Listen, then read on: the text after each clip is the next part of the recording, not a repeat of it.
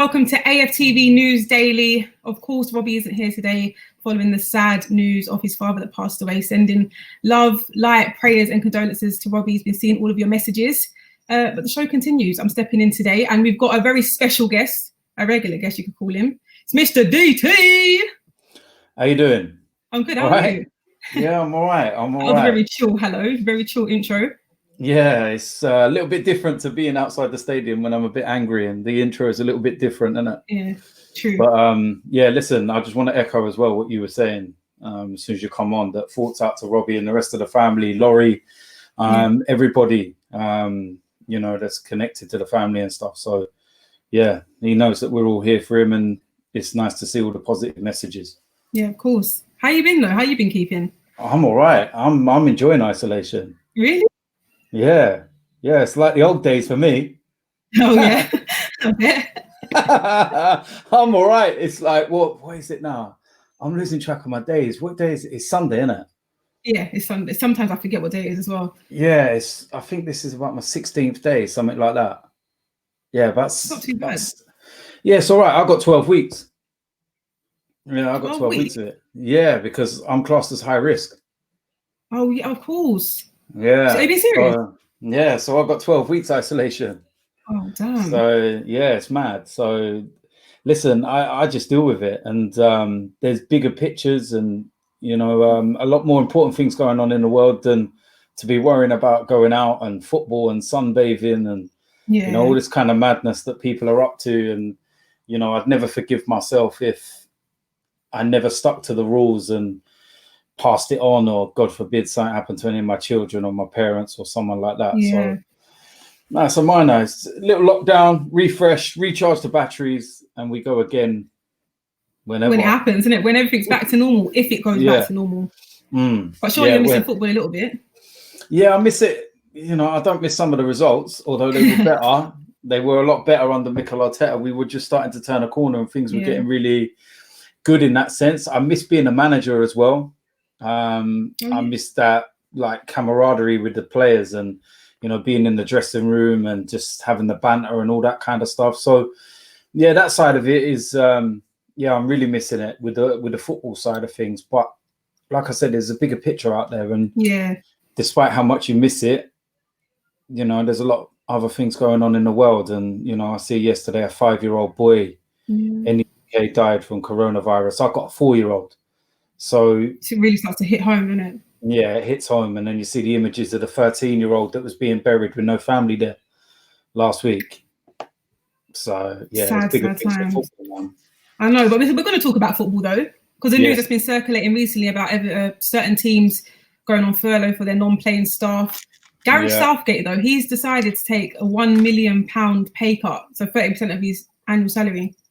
And now the health secretary reckons that Premier League players should follow suit, or like all Premier League players should take a pay cut. What's your take on that? Right. Well, I don't think that the government put this in place for football clubs and businesses that are owned by billionaires, you know, multi-million pound companies. Let's get it right. It's not just football. It's outside of football. McDonald's, for example, they furloughed all their staff. How much profit did they make last year? God knows. I'm sure it's a hell of a lot. So exactly. So I think all of us need to get onto Ronald's case.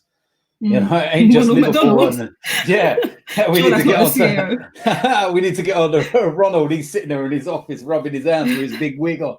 But it's at the end of the day, it's like, yeah, the government never set this scheme up with, you know, the intention of the taxpayer trying to help out, you know, multi-million pound companies and football clubs that are owned by billionaires. Yeah, you know, especially the bigger clubs. Well, yeah, at the end of the day, you look at Liverpool, and the one thing I'll say, and I spoke about this last couple of days, and I will say this, that this is Liverpool Football Club. This is not the supporters of Liverpool Football Club. And 99% of the supporters that I've seen or spoken to from Liverpool are disgusted about their club's actions. And they feel embarrassed and they feel let down. And, you know, it's just, you know, the owners of Liverpool, they're billionaires, you know, and you would never think it though. Well, at the end of the day, they still. I know that they sold Coutinho to get their money, which is why they got to buy the likes of Van Dijk. But they have, put the money there to go and buy the players to go and win the Champions League and win the Premier League, so to speak. But it's like you're asking the UK taxpayer to pay 80% of your staff's wages. Yeah. You're billionaires. You know what I can say? I'm not surprised, though. I'm going to throw in a bit of women's football in this, don't you? I'm not surprised because Liverpool, as a club in general, made 42 million last year before tax. Right. One of the richest owners own that club, and their women's team don't even have a proper pitch to play on. They haven't funded their women's team at all. So when I hear things like this now coming into the news of expecting the government, to pay for their staff, non-paying staff, I'm not surprised. No, I think that if anything that this, current situation we're in has shown is how greedy some people that are right at the top are. This was a huge opportunity for football to give something back, to the working class people, to the people that ultimately keep your club running. Yeah. At the end of the day, it's the football supporters, the people that do the work behind the scenes. They're the people that run the football clubs and keep it ticking over as what we know it. Yes, the players are the ones in the spotlight and they do the business on the pitch. Yeah. But it's everyone else. And it's everyone else that's being kicked in the teeth and being kicked while they're down. And this was a huge opportunity for all of football to turn around and go, you know what? There is bad press about us. There is footballers get too much money and there's this much. How can a player cost 150, 200 million, blah, blah, blah. This is a chance for us as a community, as a football community, to turn around and give something back so that people can turn around and say, you know what? They're not all bad, are they? So what are you saying? Are you saying that the players should take a pay cut? Well, no, do you know what? The thing is, I'm not even going to blame this so much on the players, right? Because I've spoken to a few players. I've spoken to a few people involved in football. Firstly, there's players that have taken wage cuts, but we don't know about it because they've not advertised it. They don't want to advertise it. It's not in their nature to shout from the rooftops, look at me, I've taken a wage cut. Yeah. Secondly, these are contracts, multi-million-pound contracts that you're asking them to deduct money from. It's not a case of just going, you know what, take 30% off your wages, job done. These players want to know where that 30% is going. Is it actually going to go to the right people and the right organizations? So there's lawyers involved and all types of, high profile people that are sorting out these contracts so that whatever is deducted goes to the right people, to the right places, and that the players are not in a situation where they're putting themselves under threat within their contracts.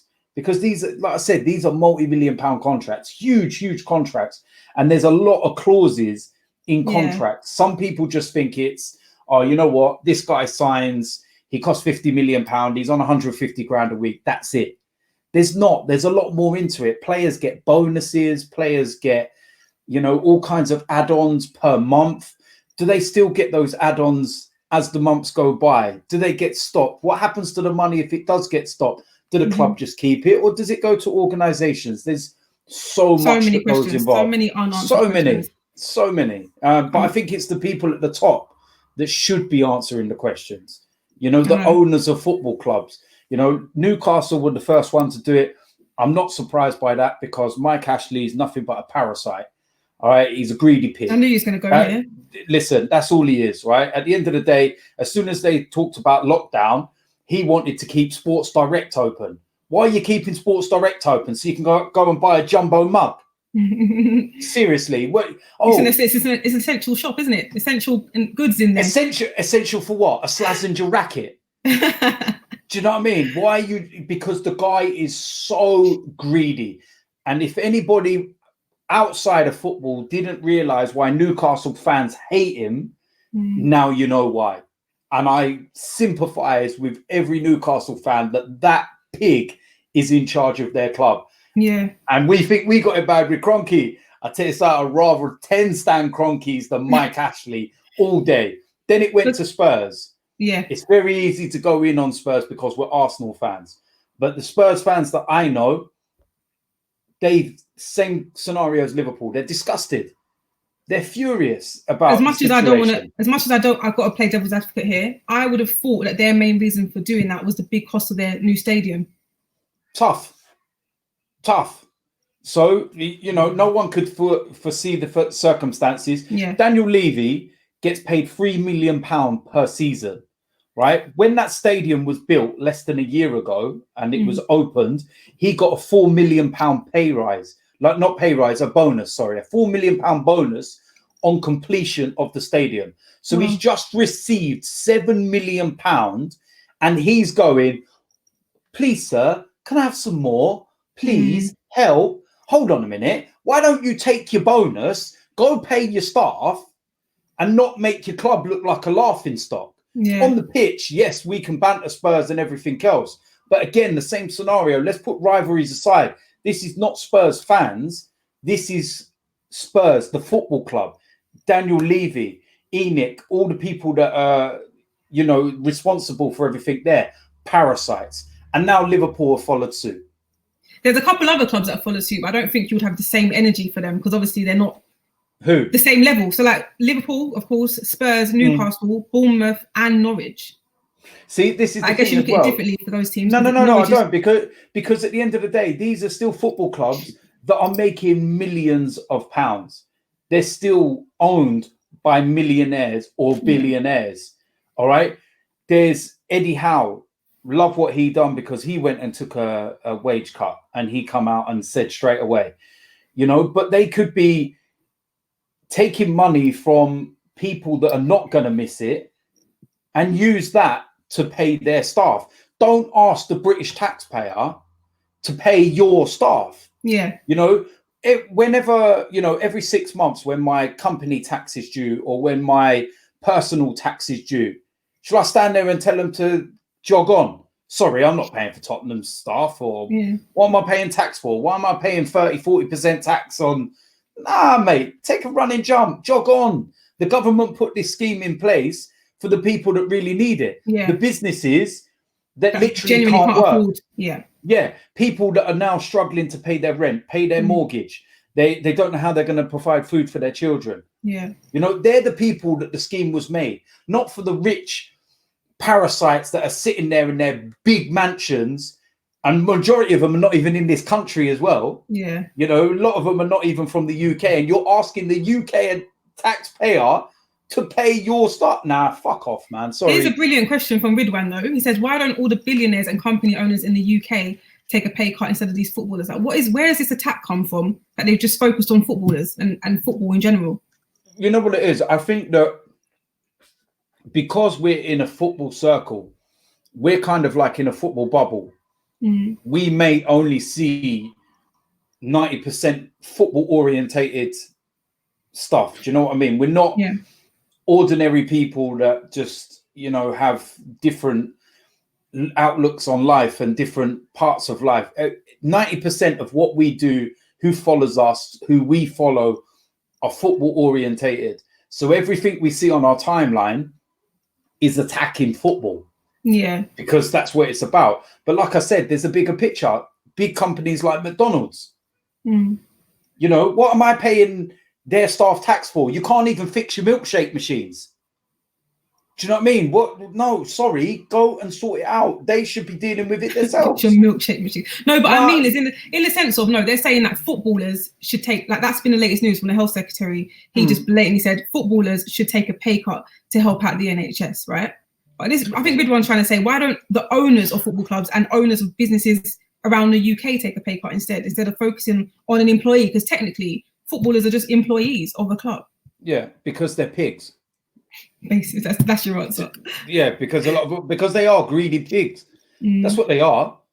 At the end of the day, it's like I said, this was an opportunity for people to, to showcase football in a good light and to say, you know what, there is a lot of bad press about us and that we're greedy and there's too much money within football, etc. Well, let's go and give something back. You know, even when the Premier League talked the other day and they said, oh, we're going to give, I think it was £20 million in donation to the NHS. And I sat there and went, hold on a minute, that's 20 Premier League clubs, that's £1 million. Said in the grand scheme of things, that's not a lot of money. Well, it is to me, but it's not. Yeah, but a lot of Premier League clubs make over that on a match day. Some, yeah. So when you look at it in that respect, you go, it's not really that much. Yeah, it's nice, but it's kind of just paper in cracks.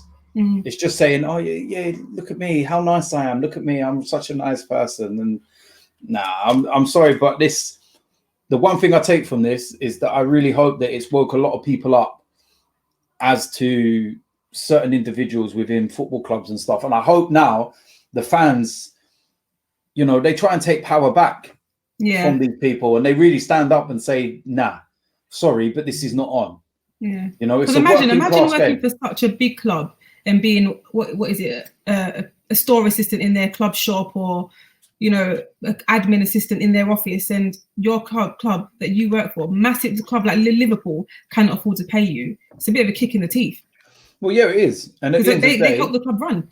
Well, look, at the end of the day, you can guarantee with clubs like Liverpool, for example, most clubs, but Liverpool, for example, most of the staff that will work at Liverpool will be Liverpudlians. They'll be Scousers. They will be,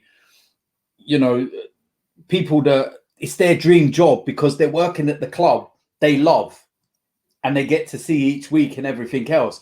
Yeah. And how must that feel, that the time, the energy and everything that you put within that football club have just, when you really need them most, kicked you while you're down, and I've said this, I had people saying to me yesterday, what if Arsenal do it? They'll get the same treatment. Arsenal will get the exact same treatment. If they turn around in the next few days and say we're furloughing staff and everything, I will go in on everyone. I bet you will as well. In on. Because literally every member of staff is so important. Well, they are. Of course they are. Because at the end of the day, without these people, the club don't run. But then they've got to look at it from a business their business model. Well, no, because look, we're not talking about a club that's spent with it like out of their means and they're going into liquidation and it's their own fault in many respects. You see clubs that have put themselves in debt and all that kind of stuff. We're not talking about this. We're talking about a global pandemic, a global crisis, something that none of us have seen. This for me is our World War III. What our granddads and everyone else were doing in World War I and II, this is our World War.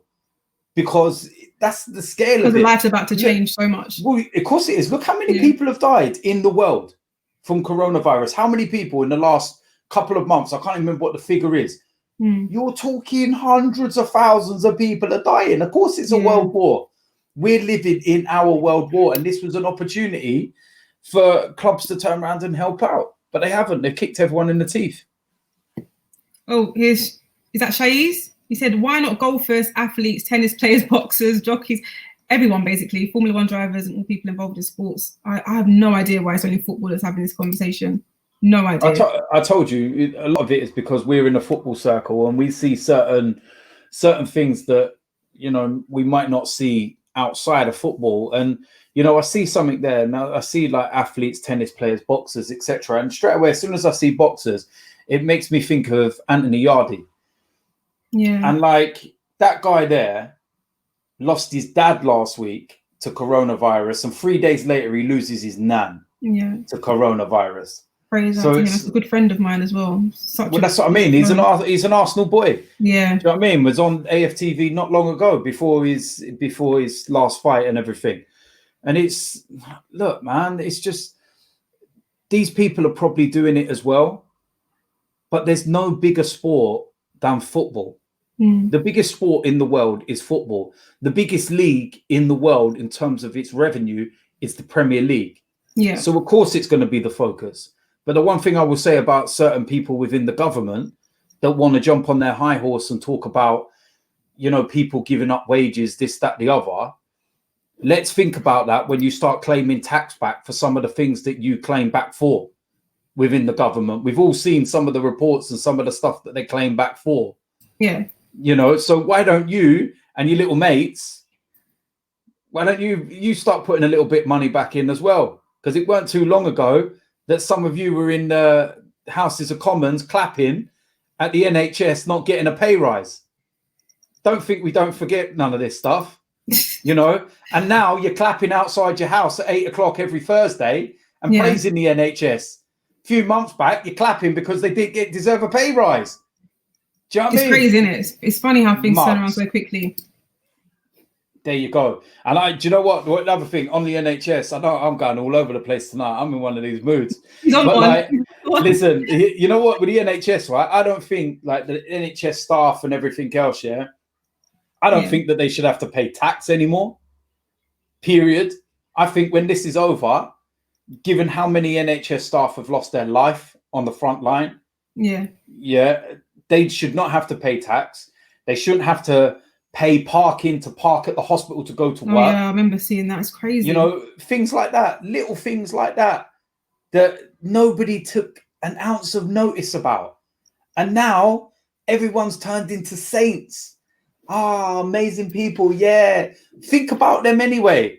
I've been a regular in hospital for over 2 years, having regular biological therapy, injections, all kinds of stuff. And I work and I see what those nurses go through on a regular basis.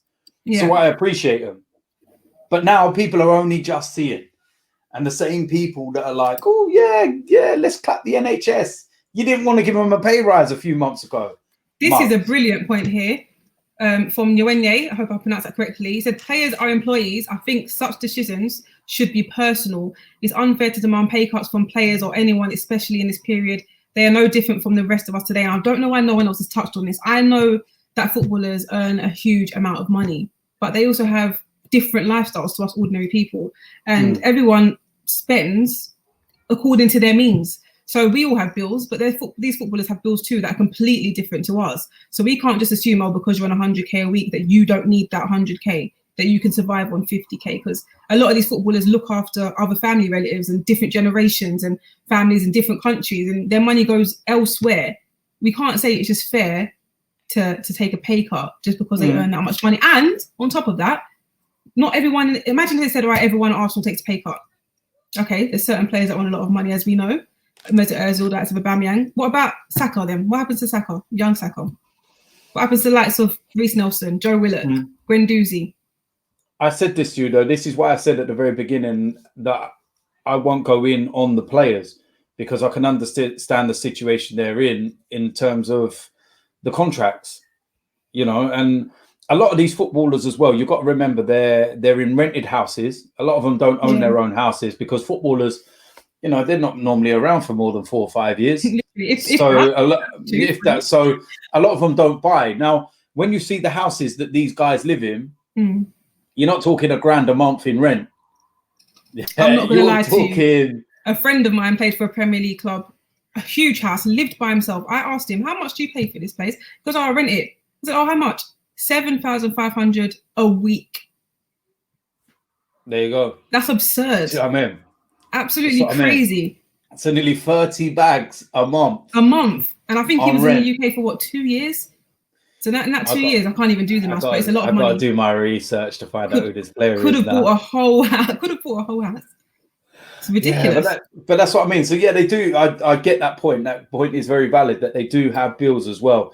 And their bills will be considerably higher in comparison to ours. But, you know, and that's why I said I'm not going in on the players, because I understand the predicament that they're in. And it just seems that everybody's ganging up on the players. Oh, this is a great question from Joy, though. Why does Wembley not shut the roof and use the stadium for beds for sick people? Because they ain't got a roof. Oh my gosh, they don't, do they? It's just the arch, isn't it? No, it's open roof. They've got a little part of a roof that closes halfway. Not even halfway. It only goes out on the edges, and it's to do with the sunlight and everything else. It's not an actual roof. The only stadium in the UK with an actual retractable roof is Cardiff's Millennium Stadium. Nice stadium, So yeah, to answer your question, the reason why Wembley do not shut the roof is because they don't have one. I believe that depending on how bad the situation gets in the UK, that venues like that, similar to that, will have to start doing that. But hopefully not. Hopefully don't get to that. Hopefully we don't get to that. But maybe if people actually listen and stop going sunbathing on the beach and stuff. Do you know what I mean? I'd love to be out there sunbathing. Do you know what I mean? Look at me. Look how pale my skin is. I look like Casper the Ghost. Sam Parker, hello. He says, I don't think they should take a pay cut. They should defer their wages until the football starts. Defer their wages? Kind of sounds like the same thing a bit. Yeah, you can't not pay. You can't not pay them, you know, because like any employee, nobody asked to be in this situation. Literally. The people that you should be going after are the people that own the companies, the businesses, or the football club, as we say. Yeah. They're the people that are the billionaires and are sitting wherever they are, you know, well away from anything that's going on at the moment. They don't even know what's going on in the outside world. They're just in their own little bubble and they don't really care. They've seen an opportunity to get away with not paying some money. That's what it is. Yeah. I'm sorry, but that's what the short and story, that is the simplicity of it. They have just literally gone, you know what? We've got an opportunity here to not pay 80% of their wages. Oi, yeah, let's jump on that scheme. I'll have some of that. Crazy, isn't it? Let's hear more from the fans, though. Get your questions in. I'm seeing a lot pop up on the side here. The art of decking. I knew this was going to come up now. I knew this now that I mentioned bills and that from the players. The art of debate says no one needs 100k plus a week. No one? You sure? If footballers have higher expenses, then they should reduce their expenses. Do they need a 17th Rolex or 12th Ferrari? It won't change the fundamentals of their life. I'm pretty sure not all footballers have Rolexes and Ferraris. Some of them drive modest Mercedes. Say modest, but, you know, still expensive. Yeah, well, look, the thing is, right, is that I believe that no matter what, you know, with footballers and stuff, they've earned their money. And not everyone is on 100k. Not everyone earns that much money. You're just thinking of like the big players. You know, they've earned their money. If they want to go and buy a Rolex in different colors, so be it. It's their money. They want to go and buy a Ferrari, so be it. Go and buy a Ferrari. I know that if I was on 150, 200 grand a week, I'd go and buy all the Rolexes. I know, because you're excessive. That is excessive, though. Don't you think that's excessive? No, because you know what it is? Because why not enjoy what you've worked hard for? You know, first and foremost. Is that your way of enjoying it? Yeah. Well, no, because first and foremost, like what I've done with my life itself, is that I've made sure everything's secured in my life. My home, my future, my children, all set, sorted, done. Once that's done, go and enjoy it. Go and enjoy. Go and buy your 17th Rolex. Listen, go enjoy the fruits of your labor, man. Go out there and enjoy yourself. Go and treat yourself to something. Yeah. You know, we're not here for a long time. So if you earn it, why not enjoy it? You know, where's it going to go? You know, this is the thing. These players are earning so much money that when they do buy a Rolex and stuff, it's nothing. Oh, what's this from Grant McRoberts? Celtic have put their staff on furlough and are building a hotel at their dump. Oh, I'm sure, guessing he's not a Celtic fan then. Yeah, it's Rangers. All right, yet Rangers haven't, and we are meant to be skint according to them. And our income is from a share issue. I feel like I'm getting schooled here. What's going on? So Celtic are building a new hotel. Well, I have no idea about this. Yeah, not and you know what? When I do live streams and stuff, I get asked so many times, who do I like between Celtic and Rangers? And I've had to say many a time, I am not answering your question because I don't hate either of them. I've been to both. I've been to both stadiums. I've got no issue with both sets of fans. I fully understand why they hate each other, but that's not my beef. I'm not getting involved, and I don't know anything about Celtic building a hotel or. So I'm not even going down that route. I'm not getting involved. Credit to Rangers though. No, I'm not taking sides here, but credit to Rangers for not putting their staff on furlough. Sounds like you're taking sides. That wasn't shade to Celtic, by the way. It wasn't shade. It wasn't. Oh, we've got a super chat here. All right, I knew this name was going to pop up at some point. Imagine if Ozil proposed a deal to Arsenal that he would only take 100k a week, but extend his contract for 3 more years. Yeah, look at the LOL on there. I know, I didn't want to add that. Is that a good deal or not? Nah. It's not a good deal. Why not? No, look. All the fans, listen, the fans that always take time to complain about Ozil, what is the one thing that they always mention in the same sentence? 350k a week. Yeah, I know that. I know. But and that's literally their only complaint. There's no one on AFTV that has stuck up for Mesut Ozil more than me. No, you wouldn't even come close to the rows. I wouldn't come close to you because I'm not on there as often as you. The rows I've had with Robbie over Ozil and stuff. But we're at this situation now where I feel that Ozil is past what he used to be.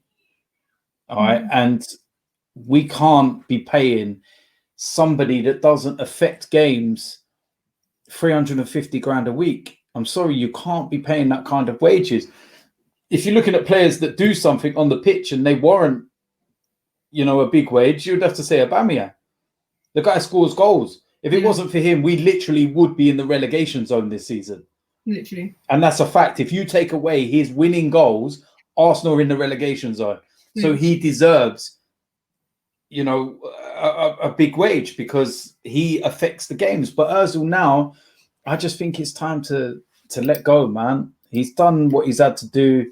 I don't think it's been a bad time at Arsenal. I think the last couple of years have been a bit hit and miss. But before that, I've got no issues with him, despite some people having a lot of issues. I think it's a bit fair, really, to always bring up his price tag, especially... How do you feel like this is going to affect players now with the potential? Because this is a new conversation. It's only been, about a couple of days about players taking a pay cut. If it becomes a thing where players need to take pay cuts, how do you think it's going to affect their business, like their agents and their potential moves? Like, we don't know if certain players are even staying at the end of the season, when it ends, if it ends. Well, yeah. Do you know what? I want to answer a question there because I've just seen someone ask me a question here and it says, DT, if it was your money, would you be happy if you was shamed into cutting your wages? Well, first and foremost, right, what people now realize as well is that my main job outside of here is DJing. Now, I can't DJ because there's nowhere open. All right. I don't get a penny for every night I lose out. But you're not seeing me complaining. You're not seeing me going on Twitter and whatever and going, I missed out on this much. Last night was Saturday. I should have been out partying and DJing and earning hundreds of pounds, and don't see me complaining about it. Yeah. Because there's a bigger picture out there. What's more important to me is the fact that I'm missing my children. 2 of my sons that can't live with me because they're living with their mums from a previous relationship. Yeah, that's when it gets. And we can't go backwards and forwards. So there's a bigger priority out there. Money's not an issue to me, man. Not in that sense. I'm going to take a few more questions. Here's Keith. You didn't answer my question, by the way. I'm going to come back to that. Keith, Super Chat, asks, should the season be voided or finished regardless? This is such a ongoing debate here, and it's a hot. There's so many things to take into consideration, like the viewerships from the broadcasters, the money that will be owed to them if the season doesn't finish. There's so many different money again. It's money. I see a report earlier today that said that if we don't finish the season, Burnley could go under. For me, done. That for me is the biggest incentive to void the season for Burnley to go under. There's me thinking you're going to say we can't do that because that's, come on, man, that's immoral. I can't believe you say that. Burnley have all clubs as well. Why Burnley? I'm joking. Now, if it was Stoke City, I would kind of understand where you're coming from because Stoke City. I'm winding them up. But no, listen, the season should be voided. I think it should, but it won't be. I think they're going to do everything. All right, let me tell you. Right, I'm a shareholder. I'm a stakeholder. From my point of view, I'm a season ticket holder. What then happens to the money that I've paid for my season ticket for this season if they void the season? I know I'm a small fish in this situation, but we've got to look at everyone that it affects. Yeah. Carry on into next. Will it? And what will be next season though? Because But how? Because obviously ours is categorized into different prices, whether we're in Champions League or Europa League or in none. So but that's where you need. That's where you change? need. No, but that's where you need your club to help you and to do something for the fan. You know, in that respect, it's like we've got like with me and my family, we've got 5 season tickets. Oh, it's a lot. All bought. Greedy. I bought my mum and dad's, like I do every year. Buy my mum and dad's as well as mine for them. But it's not like I'm not sitting there going, well, how am I getting my money back? You know, if the season's void, it's void. It is what it is. No, it's man. just no, because at the end of the day, we're in a situation that we've never been in before. No one could have foreseen this happening. Yeah. Nobody could have.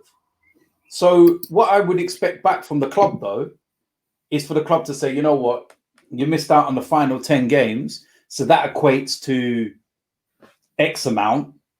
That amount will be deducted from next season's season ticket. Yeah. If you do that, then you can sit there and say, okay, cool. Yeah. Cool. I'm just throwing it out there. You just got to look at all the I get what avenues. you're saying.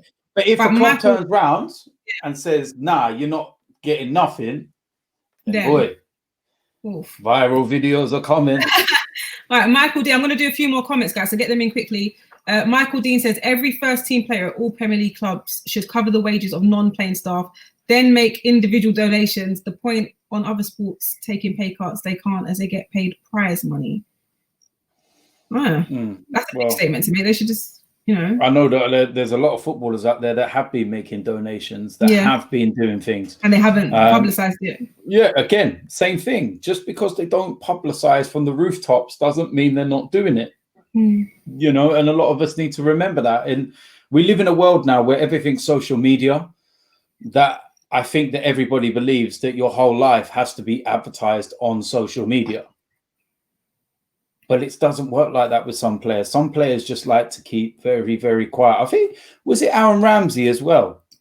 And it wasn't him that even published it, but he done he went onto a GoFundMe page a couple of weeks ago for a Welsh hospital that's close to where I'm from in Wales. And he put £10,000 on the GoFundMe thing. That's nice. And someone obviously went through the comment section, had saw A. Ramsey and his comment, screenshotted it and put it all over social media to say, oh, look at what Aaron Ramsey done, blah, blah. But Aaron Ramsey weren't shouting from the rooftops. Yeah, because you don't have to. You don't have to. You don't have to. Yeah. Well, thanks a lot, guys, for your comments, and thanks for DT for coming on. I know you'd always give great insight and get riled up about Newcastle and Spurs and all that. Listen, I've got to moan about something. Come on. I know it's not DT if you don't moan, innit? I know. I can't even moan about the weather. The weather's nice. I know. Shame you can't enjoy it as we normally would. Hey, listen, I've been out in the garden all day sunbathing. Yeah. I'm not even joking. I've been out all day. It's all right. It's all right for you, isn't it? I told you it's calm. I'm loving it. Got a nice deck chair laid out there, feet out. Enjoying life. Like, you've got to make the most of it. Exactly. I'm like Victor Drew. I'm just loving life, man. Well, thank you so much for coming on, DT, man. No worries, man. And obviously we'll catch up soon. Yeah, definitely. And take care and stay safe. Stay home. I know you are anyway. Yeah, let me just, before I go, let me just get this last one in and don't ramble on, DT. I'm just going to read it out quickly because it's a super chat. And it's from Mikam Rivera. He says, Tottenham fan here. If season is voided, do we get Poch back? Joke, stay safe. Prayers from everyone from Texas. God bless. Lives are bigger than sports. Yes, our lives are very important. See, there you go. Great way to round up the show. Even though it's from a Tottenham fan, we'll take it. We'll take it. But does that also mean that if we went back to the start of the season, we'd get Emery back? No. Conversation over. Good night, everyone. Thank you so much for tuning in, DT. I'll see you soon. Take care. Thank you all for tuning in and leaving your comments. It's been great. And of course, I just want to echo again, condolences to Robbie and the Lau family and everyone close to him in this sad time. Just sending prayers. Thank you so much for watching, and I'll see you soon.